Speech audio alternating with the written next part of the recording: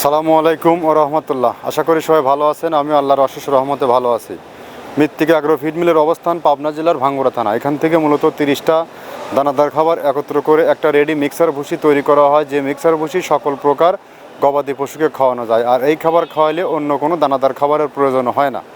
আর এই খাবার গাভী গরু খাইলে দুধ বৃদ্ধি হয় এবং ষাঁড় গরু খাইলে নির্দিষ্ট সময়ের মধ্যে রুষ্টপুষ্ট হয়। আমাদের এই খাবারের ব্যবসার পদযাত্রা দীর্ঘ 10 বছর।